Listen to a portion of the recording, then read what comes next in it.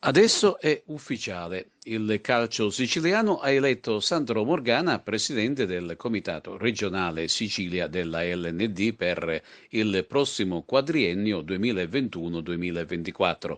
Le società isolane sono state chiamate al voto in modalità online a causa del perdurare della nota emergenza sanitaria da Covid-19.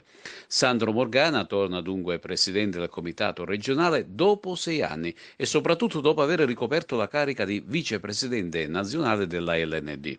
L'assemblea ordinaria elettiva ha inoltre sancito anche l'elezione dei consiglieri regionali Calogero Randolina, Santo Buglisi, David Nicola Gaggeggi, Defentino Corbo, Luigi Gentile, Vincenzo La Pedalina, Maurizio Rizza, Mario Tamà e Aldo Violato.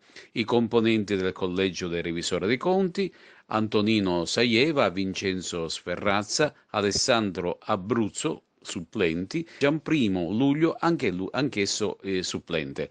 Il responsabile regionale del calcio a 5 è Maximiliano Birklar. Il responsabile regionale del calcio femminile è Natale Ferrante. I 5 delegati assembleari effettivi sono Michele Savoia, Aldo Giuseppe Greco, Antonino Gugliotta, Fabio Ponzio e Andrea Vitanza. E i 4 delegati supplenti sono Giuseppe Cusumano, Calogero D'Alberti, Francesco Gammicchia e Valeria Pisano.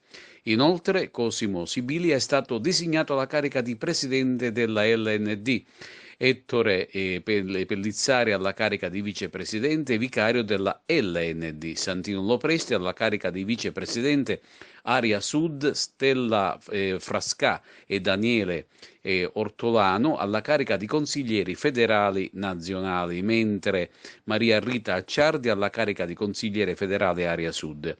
Felicio De Luca, Mattia Rusciano e Cosimo Pergola alla carica di revisore dei conti della LND, Remo Luzzi effettivo e Carlo Armignacca supplente, designati quali delegati assembleari della SGS Area Sud. Al primo punto del mio programma c'è appunto la ripartenza dei campionati e questo deve avvenire in un contesto generale di equilibrio per la tutela della salute e per la sicurezza delle persone, insieme con la esigenza indifferibile di tornare a giocare. Dobbiamo rimodulare e riorganizzare i nostri campionati di lega dilettanti e di attività giovanile. Dobbiamo reintrodurre la consulta regionale, la commissione di studio del calcio a 5.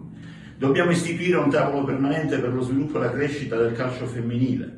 Dobbiamo istituire, e questo è veramente il fiore all'occhiello del mio programma, un centro di medicina sportiva presso i locali del comitato regionale, al fine di colmare quella carenza che in questo momento storico è ineludibile in tutte le nostre realtà. Il centro verrà realizzato in collaborazione con la Facoltà di Scienze Motorie dell'Università di Palermo e con la Scuola di Specializzazione in Medicina dello Sport e dell'Esercizio Fisico. Dobbiamo prendere iniziative di carattere culturale e sociale per combattere la violenza di ogni tipo e di ogni genere. Dobbiamo intensificare i nostri rapporti con il territorio per rendere il territorio più partecipe delle nostre attività. Il territorio deve tornare ad essere luogo di ascolto. Dobbiamo intensificare i nostri rapporti con l'AIAC, con l'AIC, col settore giovanile. Dobbiamo ritornare a formare i nostri dirigenti attraverso corsi di formazione che saranno sviluppati con la facoltà di Scienze Giuridiche dell'Università di Palermo.